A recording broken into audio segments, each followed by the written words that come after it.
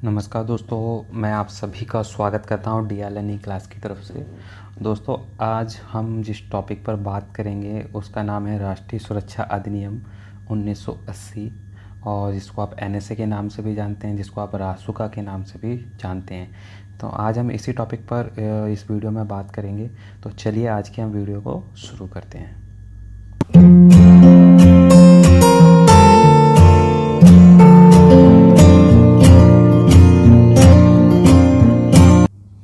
तो चलिए दोस्तों, बात करते हैं राष्ट्रीय सुरक्षा अधिनियम 1980 रासुका के बारे में। तो दोस्तों, ये कब और क्यों लागू होता है, तो बात करें अगर इस कानून की, तो ये देश की सुरक्षा के लिए सरकार को अधिक सख्ती से संबंधित एक कानून है, ठीक है ना। और ये कानून केंद्र तथा राज्य सरकार को गिरफ्तारी का आदेश देता है। ये कानून सरकार को संदिग्ध व्यक्ति की गिरफ्तारी की शक्ति देता है। और क्या इस कानून में, हाँ, अगर सरकार को लगता है कि कोई व्यक्ति उस देश की सुरक्षा सुनिश्चित करने वाले कार्यों को करने से रोक रहा है, तो वे उसे गिरफ्तार करने की शक्ति दे सकती है। तो जैसा अभी आपने देखा होगा कि वर्तमान समय में सरकार जो लॉकडाउन पालन करने की विनती सभी देशवासियों से कर रही है, तो कुछ लोग उस कार्य को करने से रोक रहे हैं, ठीक है ना। तो ऐसे लोगों के लिए इस कानून के तहत उन पर गिरफ्तारी उनको किया जा सकता है, उनको गिरफ्तार किया जा सकता है। और क्या इस कानून में कि सरकार को अगर ये भी लगे कि कोई व्यक्ति कानून व्यवस्था को सुचारू रूप से चलाने में उसके सामने बाधा खड़ा कर रहा है, ठीक है ना। तो बाधा कौन खड़ा कर रहा है, जैसे कि अभी आपने निजामुद्दीन केस देखा होगा, आपने इंदौर का केस देखा होगा, आपने यूपी में भी बहुत सारे केस सुने होंगे। तो अलग अलग राज्यों में जो ये केस हो रहे हैं, तो ये लोग क्या कर रहे हैं, कानून व्यवस्था को सुचारू रूप से चलने में बाधा उत्पन्न कर रहे हैं, ठीक है ना। तो इनके ऊपर रासुका के तहत कार्रवाई की जा सकती है, ठीक है ना। तो वे उसे गिरफ्तार करने का आदेश दे सकती है। साथ ही अगर उसे लगे कि कोई व्यक्ति आवश्यक सेवा की आपूर्ति में बाधा बन रहा है, ठीक है ना। तो आवश्यक सेवा कोई सी भी हो सकती है, एसेंशियल सर्विसेज, जिसमें क्या है कि जैसे अभी आप देख रहे होंगे बहुत से दुकान वाले काला बाजारी करने लगे हैं, चीज़ों को बहुत महंगे महंगे दामों में बेच रहे हैं। तो इन सब में क्या हो रहा है कि आवश्यक जो सेवाएं उनकी आपूर्ति में बाधा उत्पन्न हो रही है। तो ऐसे लोगों के खिलाफ भी रासुका के तहत कार्रवाई की जा सकती है, उन्हें भी गिरफ्तार किया जा सकता है। बात करें और इस कानून का उपयोग कौन करता है, तो इस कानून का उपयोग जिलाधिकारी, पुलिस आयुक्त, राज्य सरकार, ठीक है ना, अपने सीमित दायरे में भी कर सकती है, ठीक है ना। तो किसी ज़िले के अंदर भी इस कानून का पालन करवाया जा सकता है। साथ ही पूरे राज्य लेवल पे भी इस कानून को लागू किया जा सकता है, ठीक है ना। तो अगर गिरफ्तारी की सीमा की बात करें, तो कानून के तहत किसी व्यक्ति को पहले 3 महीने के लिए गिरफ्तार किया जा सकता है, ठीक है ना। तो जब उसको अरेस्ट किया जाता है तो उसकी मैक्सिमम सीमा पहले 3 महीने ही रहती है, लेकिन फिर ज़रूरत के अनुसार 3-3 महीने के लिए गिरफ्तारी की अवधि को बढ़ाया जा सकता है, ठीक है ना। तो ऐसा नहीं है कि किसी को भी इस कानून के तहत अगर गिरफ्तार किया तो उसको सीधा 1 साल की सज़ा दी जाएगी, ऐसा नहीं होता है। इसमें पहले मैक्सिमम 3 महीने की दी जाती है।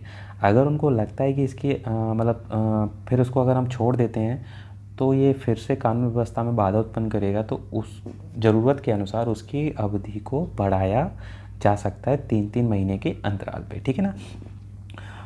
और बात करते हैं इस कानून में क्या है, हाँ, तो एक बार में 3 महीने से अधिक की अवधि नहीं बढ़ाई जा सकती, जैसा कि मैंने भी आपको बताया।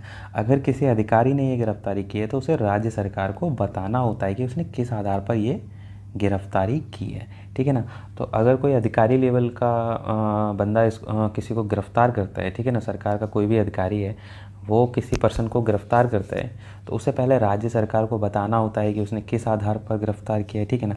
और अगर उस रिपोर्ट को राज्य सरकार स्वीकृत कर देती है, ठीक है ना, तो उसे 7 दिनों के भीतर केंद्र सरकार को भेजनी होती है वो रिपोर्ट। उसमें राज्य सरकार अपने लेवल पर एक रिपोर्ट बनाती है, वो केंद्र सरकार को भेजती है, और उस रिपोर्ट के अंदर राज्य सरकार को बहुत सारी चीज़ें जिक्र करनी होती हैं, जैसे कि किस आधार पर ये आदेश जारी किया गया, ठीक है ना, राज्य सरकार का इस पर क्या विचार है, और ये आदेश क्यों ज़रूरी है, ठीक है ना।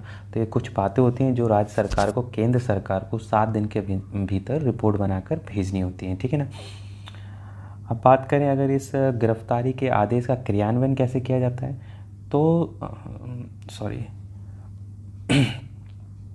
हाँ, तो बात करें कि इसका क्रियान्वयन कैसे होता है, तो CCP 1973 के तहत जिस व्यक्ति के खिलाफ आदेश जारी किया जाता है उसकी गिरफ्तारी भारत में कहीं भी हो सकती है, ठीक है ना।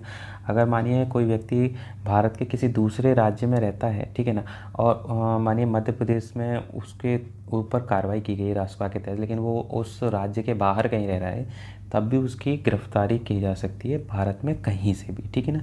गिरफ्तारी के बाद अगर वो व्यक्ति फरार हो जाता है, ठीक है ना, अगर वो फरार हो जाता है तो सरकार या अधिकारी उस व्यक्ति के निवास क्षेत्र के मेट्रोपॉलिटन मजिस्ट्रेट, ठीक है ना, या प्रथम श्रेणी के जुडिशियल मजिस्ट्रेट को लिखित रूप से रिपोर्ट दे सकती है, ठीक है ना। और क्या कर सकती है, अधिसूचना जारी कर व्यक्ति को तय समय सीमा के अंदर तय समय सीमा के अंदर बताई गई जगह पर उपस्थित करने के लिए कहा जा सकता है। अगर वो व्यक्ति उपरोक्त अधिसूचना का पालन नहीं करता है तो उसकी सज़ा को 1 साल या जुर्माना या दोनों बढ़ाई जा सकती है, ठीक है ना। तो ये कुछ 3 पॉइंट होते हैं, जैसे कि पहले तो मेट्रोपॉलिटन मजिस्ट्रेट को या फिर प्रथम श्रेणी के जुडिशियल मजिस्ट्रेट को रिपोर्ट दी जाती है, या फिर अधिसूचना जारी कर व्यक्ति को तय समय एक समय दिया जाता है, उस समय सीमा के अंदर उसको हाजिर होना पड़ता है, या फिर अगर वो हाजिर नहीं होता है, ठीक है ना, तो फिर उस पर 1 साल की सज़ा उसकी और बढ़ाई जा सकती है, या फिर उस पर जुर्माना बढ़ाया जा सकता है, या फिर दोनों चीज़ें उसके ऊपर बढ़ाई जा सकती हैं, ठीक है ना। अब इसकी अवधि की बात करें तो अगर गिरफ्तारी के कारण पर्याप्त साबित हो जाते हैं, ठीक है ना, तो जिस कारण से उसको गिरफ्तार किया गया है वो चीज़ साबित हो जाती है, तो व्यक्ति की गिरफ्तारी की अवधि 1 साल तक हिरासत में रखा जा सकता है। तो व्यक्ति को गिरफ्तारी की अवधि से 1 साल तक हिरासत में रखा जा सकता है। तो जब ये साबित हो जाता है कि उसको किस कारण से गिरफ्तार किया गया है, जब सब कुछ साबित हो जाता है, तो जिस दिन उसको अरेस्ट किया गया था उस दिन से 1 साल तक की उसकी अवधि रहती है हिरासत की, ठीक है ना। और समय अवधि जब तक पूरी नहीं हो जाती तब तक ना तो सज़ा को समाप्त किया जा सकता है, ना ही उसमें फेरबदल हो सकता है, ठीक है ना। तो दोस्तों मैंने कुछ यही इम्पोर्टेंट बिंदु हैं जो मैं आपको बताने के लिए मैंने ये वीडियो में आपको समझाने के लिए लेकर आया था।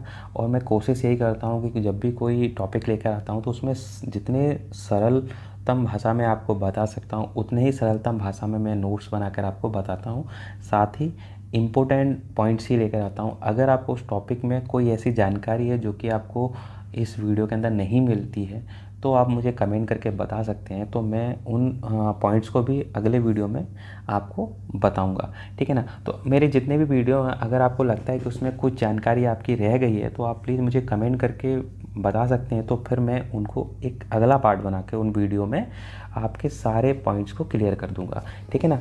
तो आप देखा कीजिए कि मेरे वीडियो में कौन सी चीज़ आपको समझ में नहीं आई है, कोई डाउट रह गया या फिर कोई चीज़ मिस रह गई है तो मैं वो भी आपको बता दूंगा, क्योंकि मैं ज़्यादा लॉन्ग वीडियो बनाने की कोशिश नहीं करता हूँ। मैं ऐसी चीज़ें उस वीडियो में नहीं लेके आता हूँ जो कि आपके लिए इम्पोर्टेंट नहीं है, ठीक है ना।